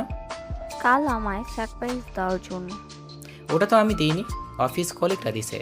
তানজু আমার হাত থেকে ফাইলটা নিয়ে যেতে লাগলো। হঠাৎ থেমে পেছনে ফিরে। এমন সারপ্রাইজ প্ল্যান শুধু একজনের মাথায় আসতে পারে, তবে এটার কোনো দরকার ছিল না। তানজু চলে গেল। তানজু পিছন গিয়ে ওর হাত ধরলাম পিছন থেকে। কি করছেন এসব? কি করছি? ছাড়ুন, কেউ দেখলে সমস্যা হবে। আমার বউয়ের আমি ধরছি, এতে কার কি? বউ? তানজু, এটা কি রাগ নাকি অভিমান? তানজু চোখ মুছতে মুছতে ওর কেবিনে গেল। এটা যদি ওর রাগ হতো তাহলে ও কান্না করতো না। এর মানে এটা অভিমান। যে করেই হোক ওর অভিমান ভাঙাতে হবে, কিন্তু এর আগে আব্বু আম্মুর রাগ ভাঙাতে হবে। আমি যতই অফিসে থেকে বের হয়ে সোজা তানজুর বাসায় আসলাম। আম্মু প্রথমে আমায় দেখে আমার দিকে আসতে নিলে, কিন্তু পরে কি যেন ভেবে আবার রুমে চলে গেল। বুঝতে পারলাম রাগ একটু কমেনি। এরপর অনেকটা সময় দিয়ে আম্মুর রাগ ভাঙালাম। আম্মু, তানজুকে তো কিছুই মানাতে পারছি না। তুই যেভাবে ওকে কথাগুলো বল। সেটাও ঠিক, আমি এখন কি করব? সেটা আমিও বুঝতে পারছি, কিন্তু ওর রাগটা ভাঙামো কিভাবে? আচ্ছা, সেদিন ওখান থেকে চলে আসলাম। রাতে শাশুড়িকে ফোন দিলাম। এখানেও একই কাহিনী। অনেকটা সময় লাগলো শাশুড়িকে বোঝাতে। কি করব, কিছুতেই তো বুঝতে পারছি না। তুই ওকে জ্বালানোর চেষ্টা কর, যেসব কাজ করলে ও জ্বলবে তুই সেই কাজগুলো কর। কি কাজ সেগুলো? তোকে সব কিছু কি বলে দিতে হবে? বলে না দিলে আমি জানবো কেমনে? একটা মেয়ে কিন্তু অন্য আর একটা মেয়েকে সহ্য করতে পারে না, আর সেটা যদি প্রিয় মানুষের পাশে হয় তাহলে তো আরও না। তাই নাকি? জানতাম না তো। তুই জানিসটা কি? সেটাই তো। তারপর? তোরা তো একই সাথে দিনের প্রায় সময়টা থাকিস, সো তুই একটা সুন্দর দেখে মেয়েকে তোর বিয়ে নিয়োগ কর। তারপর? তুই ওই মেয়েটার সাথে একটু বেশি মেলামেশা কর, দেখ ফলাফল কি আসে, বাকিটা পরে বলবো। হুম। তবে ওই মেয়ের উপর আবার ফিদা হয়ে যাস না, ওদের ছেলেদের তো আবার অভ্যাস খারাপ। কি যে বলো না, আর কখনো ভুল হবে না। মাথায় থাকে যেন। অবশ্যই। ফোন কেটে দিলাম। ফোনটা রেখে দিয়ে মারুফকে ফোন দিলাম, কারণ ও আবার মেয়েদের সাথে ভালো সম্পর্ক। হ্যালো বল। দোস্ত, একটা হেল্প লাগবে। বললে ফেল। একটা মেয়ে লাগবে। ছি, তুই এতটা নিচে নেমে গেছিস, ভাবতেও পারিনি। তোর বউ বাচ্চা আছে আর তুই, আমার নিজেরও লজ্জা হচ্ছে। লেকচার শেষ? লেকচার মানে? ভালো কথা সবসময় তেতো লাগবেই। না রে ভাই, তোর কথা আমার মধুর মতো লাগছে। এবার একটু আমার কথাগুলো শোন। বল। এরপর মারুফকে সব বললাম। ও আচ্ছা, এই ব্যাপার। ও, আগে বলবি তো। আমার বলার সুযোগ দিচ্ছিস নাকি? আমি ভাবছিলাম। তুই তো উল্টো পাল্টা ভাবিস। আচ্ছা, একটা কথা বলতো। কি কথা? কোন কোম্পানির জুতার পিটুনি দিলে তোর মাথা থেকে এইসব মহৎ ভাবনাগুলো যাবে? মহৎ চিন্তা সবার মাথায় আসে না রে, এটার জন্য তপস্যা করতে হয়। তুই সারাদিন সাধনাই কর। এখন বল, আমার কাজটা করতে পারবি কিনা? সমস্যা নেই, হয়ে যাবে। পরের দিন সকালবেলা আম্মুর কাছে আসলাম।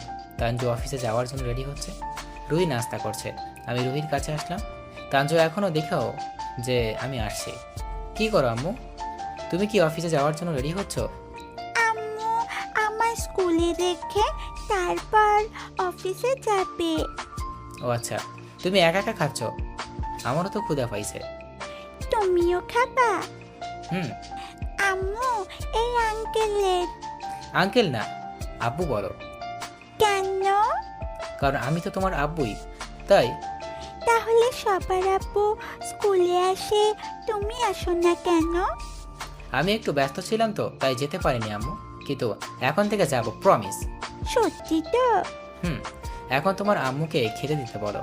আর হ্যাঁ, আঙ্কেল নয় কিন্তু আব্বু, ঠিক আছে? বলো। আম্মু, আব্বুর ক্ষুধা পেয়েছে, খেতে দাও। রুহি বলা শেষ হয়নি, তানজু একটা প্লেটে নাস্তা নিয়ে এসে আমার সামনে রেখে দিল।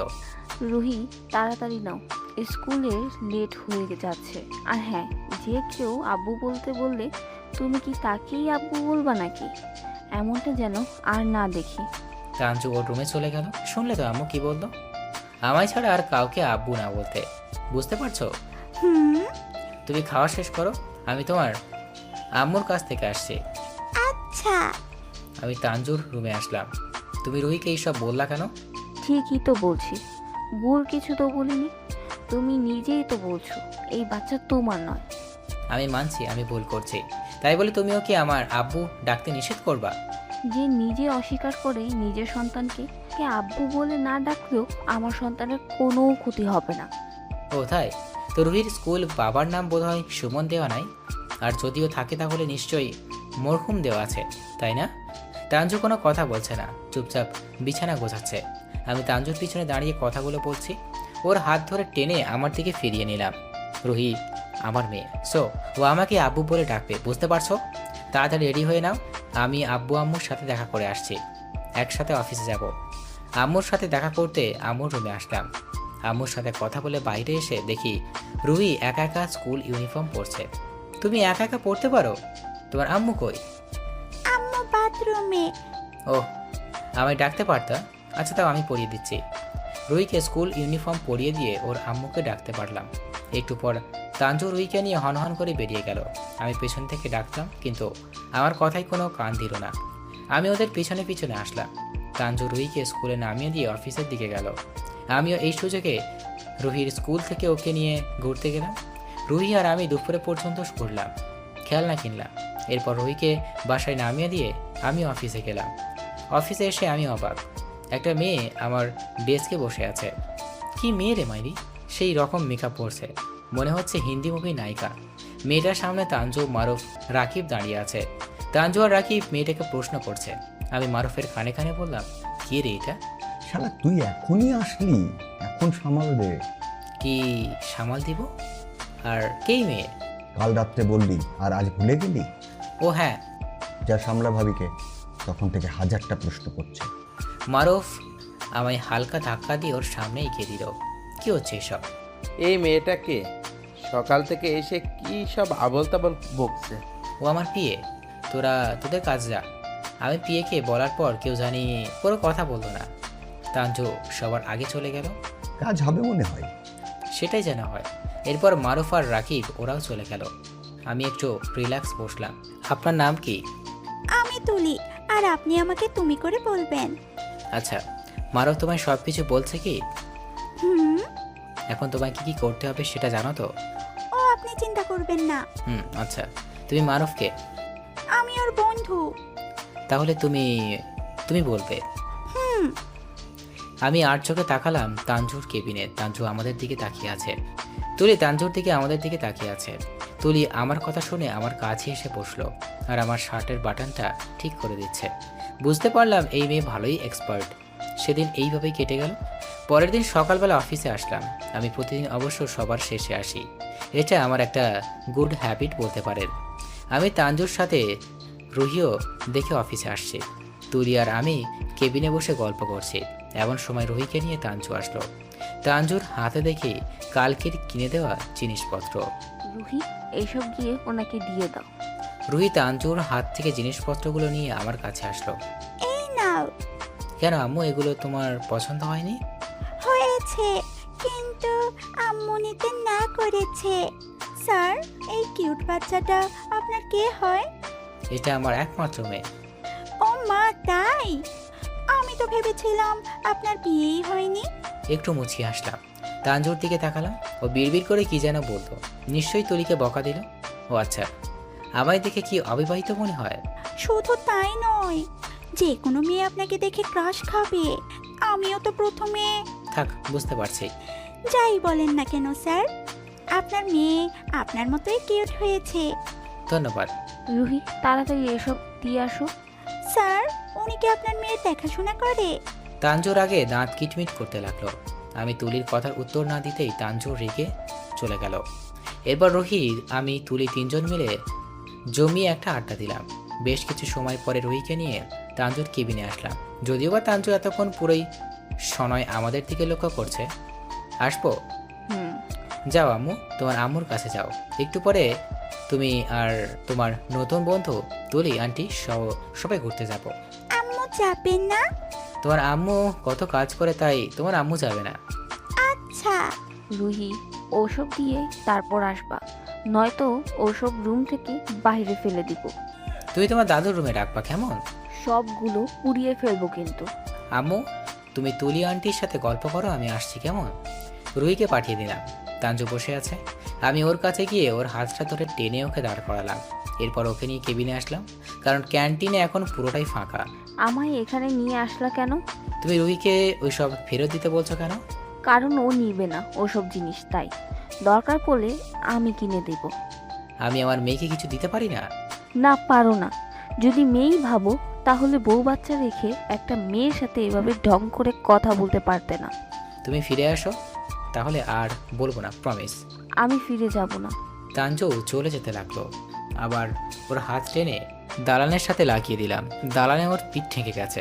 আমি এখন ওর এতটাই কাছে যে ওর গরম নিঃশ্বাসের শব্দ পর্যন্ত আমার কানে আসছে।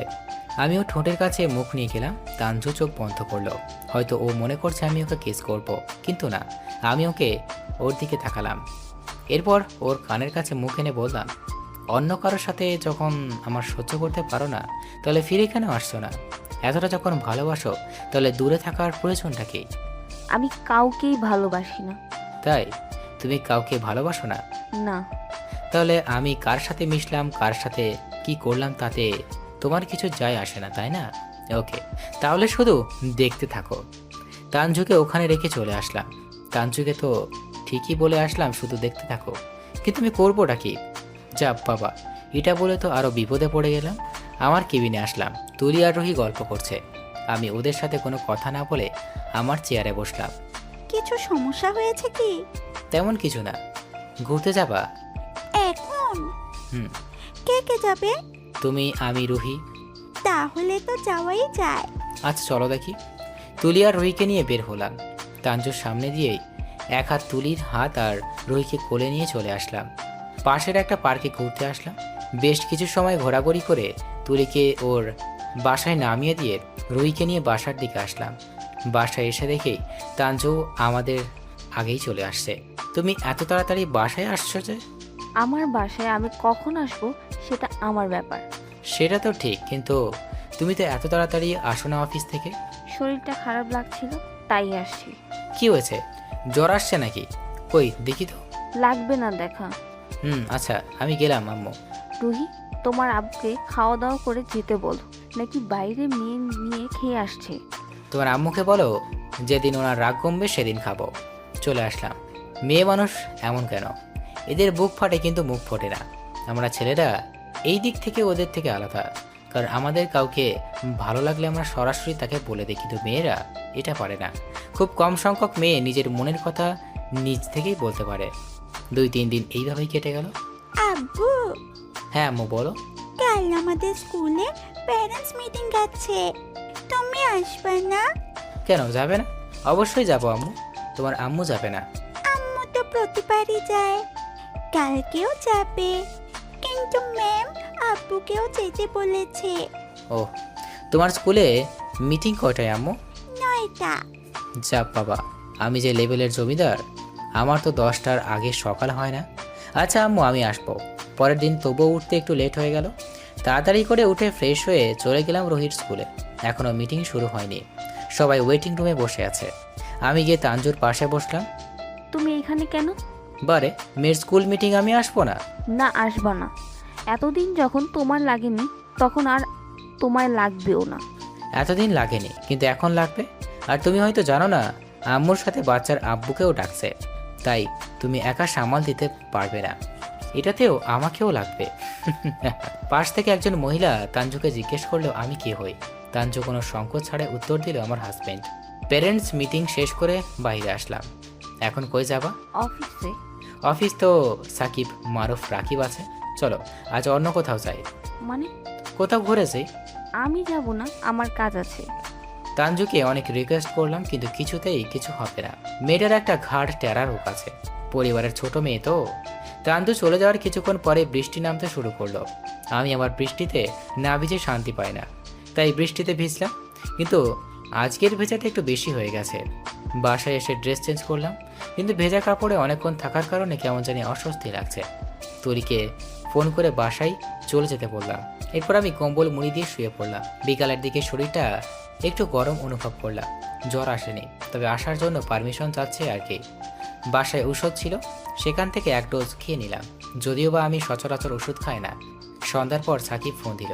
হ্যাঁ বল। কি রে, অফিসে আসলি না কেন? আর বলিস না রে, খুব শখ করে বৃষ্টিতে ভিজছিলাম, তাই জ্বর চলে আসছে। কি বলিস, ওষুধ খাইছিস? বিকালে খাইছি। আমি আসবো কি? দরকার হবে না, ভালো লাগছে না রে, প্রচুর মাথা ব্যথা হচ্ছে। পরে কথা বলি, বাই। সাকিবের ফোনটা কেটে দিলাম। ঔষধটা খাওয়ার পর যদিও আমার মাথা ব্যথা কমে গেছে, কিন্তু সাকিবকে মিথ্যা বলে ফোনটা কাটলাম। শুয়ে আছি, একটু পরে কলিং বেল বাজলো। এই অসময়ে আবার কে আসলো? নিশ্চয়ই সাকিব। আজ বাসাতেই কেউ নেই। ছুটে নিচে গিয়ে দরজা খুলে দিলাম। তাঞ্জু আমার সামনে দাঁড়ালো। এটা আমি নিজেই বিশ্বাস করতে পারছি না, বাইরে হালকা বৃষ্টি পড়ছে। মনে হয় বৃষ্টির ছোঁয়া তাঞ্জুর সাথে লেগে আছে। চুল ভিজে ভেজে লাগছে। তুমি এখন এখানে? তুমি নাকি খুব অসুস্থ, কি হয়েছে? বুঝতে পারলাম সাকিব গড়মিল লাগাই দিছে।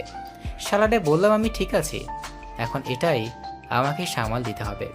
সুস্থ থাকার পরেও সামাল দেওয়ার জন্য খুব অসুস্থতার ভান ধরলাম। আসো ভিতরে আসো। কি হয়েছে বলো। তখন তোমার সাথে দেখা করার পর তুমি আমায় ছেড়ে চলে গেলে। এরপর নিজের উপর খুব রাগ উঠছিল, তাই এতটাই বাজে যে আমারও বউ আমার সাথে ঘুরতে যেতে চায় না। নিজের উপরই খুব ঘৃণা হচ্ছিল। আর তখনই বৃষ্টি শুরু হলো। ভাবলাম বৃষ্টির সাথে যদি আমার নিজের গ্ল্যানিটা একটু ধুয়ে যায়, তাই ভাবছি বা ভিজছি। কিন্তু আমার জন্য তোমার এই অবস্থা। আমি যদি তোমার সাথে যেতাম তাহলে আজ তুমি অসুস্থই হতে না। এতে আমার কোনো দোষ নেই, বাদ দাও। খুব কষ্ট হচ্ছে কি? এতক্ষণ হচ্ছিল, কিন্তু এখন আর হচ্ছিল না। আমার সামান্য মাথা ব্যথা ছিল, সেটাও বিকালে ঠিক হয়ে গেছে। দেখি তো জ্বর কতটা আছে। বাদ দাও, তুমি তো ভিজে গেছো, শরীর খারাপ করবে, চলো ফ্রেশ হয়ে ড্রেস চেঞ্জ করে নিবে। কিন্তু আমি তো কোনো ড্রেস নিয়ে আসিনি। আমার প্যান্ট আর টি শার্ট পরবে, কি অসুবিধা হবে? না মানে কেন নয়, মানে ইয়ে নাই, চলো আমি ড্রেস দিচ্ছি, তুমি চেঞ্জ করে নিবে। ড্রয়িং রুম থেকে তানজুর হাত ধরে টেনে আমার নিজের রুমে নিয়ে আসলাম। আমার পছন্দের টি শার্টটি বের করে দিলাম। তানজুকে ড্রেস চেঞ্জ করতে দিয়ে আমি ড্রয়িং রুমে এসে বসলাম। একটু পরে তানজু রুম থেকে বের হয়ে আসলো। আমি ওর দিকে তাকিয়ে হাঁ হয়ে রইলাম। কি দেখছো? আমার বউকে এত সুন্দর লাগছে। কিছু বললা? কই না তো। তানজু আমার পাশে এসে বসলো। নিজের অজান্তেই আমার শরীরের লোম ক্রমশ দাঁড়িয়ে যাচ্ছে। আমি একটু নড়ে বসলাম। তানজু হয়তো বিষয়টা বুঝতে পারছে। তানজু একটু সরে বসলো। কখন খাইছো? সকালে বের হচ্ছিলাম তখন। তার মানে এরপর আর সারাদিন কিছুই খাওনি? উফ, বাসায় কোনো কাজের লোক নেই? আচ্ছা, কিন্তু ছুটিতে গেছে কাল। ও আচ্ছা, রান্না করার মতো কিছু আছে? রান্না করতে হবে না, আমি বাইরে থেকে খাবার নিয়ে আসছি। এই শরীর নিয়ে বাইরে যেতে হবে না, আর প্রচুর বৃষ্টি হচ্ছে। আমায় দেখিয়ে দাও, আমি রান্না করছি। রান্নাঘরে সব কিছু আছে। তানজু উঠে রান্নাঘরে আসলো। আমি টিভি অন করলাম। বেশ কিছু সময় পর তানজু রান্না করছে। কেন জানি না, টিভি দেখতে আর ভালো লাগছে না, তাই উঠে রান্নাঘরের দিকে এগিয়ে গেলাম। আমি যে রান্নাঘরের দরজার কাছে দাঁড়িয়ে আছি, তানজু সেটা খেয়াল করেনি। ওর মতো রান্না করছে। খুব ইচ্ছে করছে পেছন থেকে কেউ জড়িয়ে ধরে থাকতে, কিন্তু সব ইচ্ছে আর সবসময় পূরণও হয় না। কিছু কিছু অপূর্ণ ইচ্ছে চাহিদাটাকেও আরও বাড়িয়ে দেয়। জড়িয়ে ধরে থাকতে পারলাম, কিন্তু সেটার জন্য যে অধিকারটা প্রয়োজন, সেটা আমি নিজের ভুলের কারণে হারিয়ে ফেলছি। যদিও বা তানজু আমায় বিয়ে করাবো, তবুও অনেক সময় নিজের মানুষের উপরও কিছু কিছু অধিকার দেখানোর অধিকার থাকে। তবে তানজুর কপালটা ঘেমে গেছে। কপালে একগুচ্ছ চুল এসে জমাট বেঁধে আছে। চুলগুলো হয়তো তানজুকে বিরক্ত করছে। ও বারবার চুলগুলো সরানোর জন্য করছে, কিন্তু চুল যেন ওর কপাল থেকে সরতেই চাচ্ছে না। এবার আর কোনো ভেবেই নিজেকে কন্ট্রোল করতে পারলাম না। গিয়ে ওর চুল সরিয়ে দিতেই ওর কপালে হাত দিলাম। অমনি ও চমকে উঠল। ও এতটাই ভয় পেয়ে গেছে যে ওর শরীরের আরও বেশি ঘামতে শুরু করে দিল। তুমি এখানে? না মানে তোমার চুলগুলো সরিয়ে দিতে আসছিলাম। ও, ফ্যানটাও দাও, তাহলে তো হচ্ছে। আমি ফ্যান অন করে চলে আসলাম। তানজু রান্না শেষ করে ফ্রেশ হয়ে বিশ্রাম নিল। এরপর দুজনেই খাওয়া করলাম। অনেকদিন পর বউয়ের হাতে রান্না খেলাম। এদিকে বৃষ্টি বেড়েই চলছে। আমি এখন যাই। আর হ্যাঁ, নিজে খেয়াল রাখো। বাইরে তো প্রচুর বৃষ্টি হচ্ছে। সমস্যা নেই, আমি যেতে পারবো। আজ না গেলে হয় না? আজ এখানে থেকে যাও, বাইরে প্রচুর বিদ্যুৎ চমকাচ্ছে। তানজু আর কিছু বলল না। বুঝতে পারলাম ওর উত্তর হ্যাঁ। আম্মুকে ফোন করে বললাম তানজু আজ বাসায় যাবে না, এখানে থাকবে। এখন দুইজনে আমার রুমে বসে আছি, ঘুমাবো না। কিন্তু কোথায় ঘুমাবো? ও, তুমি এখানে শুয়ে পড়ো, আমি ড্রয়িং রুমে শুয়ে পড়বো। দরকার নেই, তুমিও এখানে শুয়ে পড়ো, বাইরে শুলে শীত করবে। এই কথা সেই কাজ। দুইজনে শুয়ে পড়লাম। মাঝখানে ভারত পাকিস্তান সীমানা মানে কোলবালিশ। অন্যদিন কোলবালিশটাকে খুব আপন মনে হয়, কিন্তু আজ অসহ্য লাগছে। একটু পরেই বিকট শব্দ করে একটা বাজ পড়লো। কোলবালিশ উপর থেকে হাত দিয়ে তানজু শক্ত করে আমার হাতটা ধরলো। পাগড়িটা এখনো বাজ পড়লে ভয় পায়। মাঝ থেকে কোলবালিশটা সরিয়ে সাইডে রাখলাম। তানজু নিচ থেকে আমার একটু কাছে আসলো। বেশ কিছু সময় নীরবতা। তানজুর দিকে তাকালাম। মনে হচ্ছে তানজু ঘুমাচ্ছে। তানজুর চুলগুলো একটু বুলিয়ে দিলাম। এরপর আলতো করে ওর কপালটা একটা ভালোবাসার পরশ এঁকে দিলাম। হঠাৎ তানজু চোখ খুলল। কারো পারমিশন ছাড়া তাকে চুমু দেওয়াটা কি ঠিক? তুমি ঘুমাওনি? না। সরি। হুম একটা কথা বলবো? বলো। খুব শীত করছে। তো জড়িয়ে ধরে একটু। তানজু আবারও চুপ হয়ে গেল। কেউ একজন বলেছিল নীরবতা সম্মতির লক্ষণ। তাই আর দেরি না করে তানজুকে শক্ত করে জড়িয়ে ধরলাম। ইচ্ছে করছে এভাবেই সারাটা জীবন জড়িয়ে ধরে রাখি। কেউ তো নিষেধ করেনি। তুমি প্লিজ ফিরে আসো। না। কেন? তুমি যদি আবার আগের মতো হয়ে যাও, তাহলে আমি এবার সত্যিই পাগল হয়ে যাব। তুমি জানো না আমি তোমায় কতটা খুঁজেছি। তুমি যেদিন ফিরে আসলা সেদিন ভেবেছিলাম তোমায় পেয়ে গেছি, কিন্তু না। তোমার কথাগুলো শোনার পর জীবনের প্রতি মায়া কেটে গেছে। এরপর আম্মু আব্বুর সাপোর্টে আমি আবার নর্মাল লাইফে ব্যাক করতে পারি। প্লিজ আমায় ক্ষমা করে দাও। আর সেই সময়টা আমি কোনো কিছুই ভেবে করিনি। সেটাই করেছি যেটা আমার কাছে ঠিক মনে হয়েছে, কিন্তু যেটা যে এটাই ভুল হবে সেটা এখনও বুঝতে পারছি। প্লিজ তুমি আবার ফিরে আসো। এবার তাঞ্জুকে আমার দিকে ফিরিয়ে নিলাম। তাঞ্জুর চোখ দিয়ে পানি ঝরছে। এই পাগলি, কান্না করছো কেন? এই যে প্রমিস করছি আর কোনো দিন তোমায় ছেড়ে কোথাও যাবো না। এই যে কান ধরছে, প্লিজ ক্ষমা করে দাও। সত্যি তো আর কষ্ট দিবে না? কখনোই না। বলো না আসবে ফিরে আমার কাছে। তাঞ্জু শুধু বলে আমায় জড়িয়ে ধরলো। আরও কিছু সময় নীরবতা পালন করলাম। এই চলো না, বৃষ্টিতে ভিজি। এই তোমার না জ্বর? তো কি হয়েছে? চুপচাপ শুয়ে পড়ো। তাঞ্জুকে কোলে করে এনে দুইজনেই শুইলাম। পরম সুখে জড়িয়ে নিলাম আমার পাগলিটাকে। পরের দিন তাঞ্জুর বাসায় গিয়ে আব্বু আম্মু আর রুইকে নিয়ে বাসায় আসলাম। এবার আমার বাসাটা পূর্ণতা পেল। ভাবিনি এই বৃষ্টি আমাদের আলাদা করে দিবে, আবার এই বৃষ্টি আমাদের এইভাবেই মিলিয়ে দিবে। শুরু হলেও আমার সুন্দর পরিপূর্ণ সুখের সংসার। সমাপ্ত।